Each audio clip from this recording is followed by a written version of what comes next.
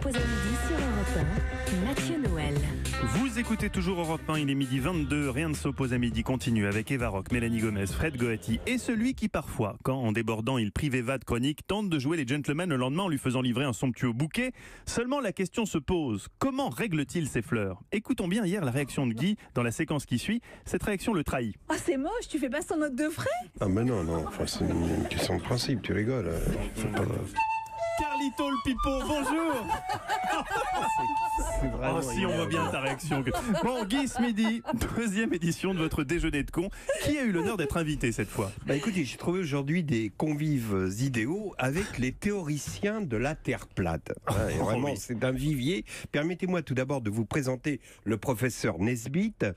Non, c'est pénible, Mathieu, c'est de puérilité. Vraiment, celui qui est la syllabe bite.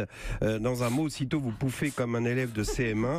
Ceci dit, c'est vrai qu'on imagine que le nom patronyme de Monsieur Nesbitt, qui demande d'ailleurs dorénavant qu'on l'appelle Nesbite, a dû lui faire vivre une scolarité difficile, le pire étant atteint dans les vestiaires de la salle de sport du collège un jour où pendant la douche, un de ses camarades lança « Eh les mecs, Nesbitt est circoncis, c'est plus Nesbitt, c'est Nesquik ». Bon, alors... On comprend que C'est pas possible. J'ai trouvé ça rigolo.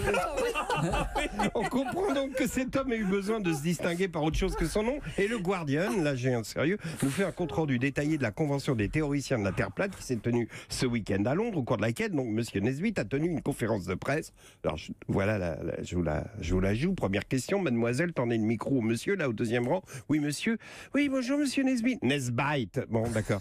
Non excusez-moi parce que c'est écrit B-I-T-E et pas Y. Non, bon, posez votre question. Alors, je voudrais savoir, si la Terre est plate, qu'arrive-t-il lorsqu'on arrive au bout? Et là, je vous jure que c'est vrai, Nesbitt a répondu, eh bien, c'est très simple. Vous connaissez le jeu Pac-Man? Eh bien, lorsque vous arrivez au bout de la Terre d'un côté et que vous sortez, vous rentrez aussitôt de l'autre côté par un processus de téléportation. Mais non, Oui, la réponse était simple. Mais oui, fallait y penser. On est con.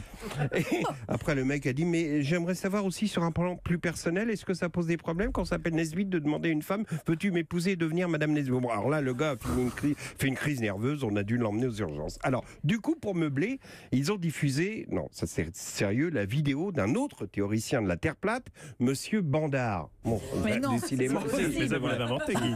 c'est le chèque Bandard. Bon, alors, Monsieur Bandard, lui, il faisait une démonstration avec passe-moi un verre qui représentait la Terre, tu vois. Donc, il est là à son bureau et il explique que si la Terre était ronde, il dit, tu prends un avion, tu pars d'Arabie Saoudite pour aller en Chine.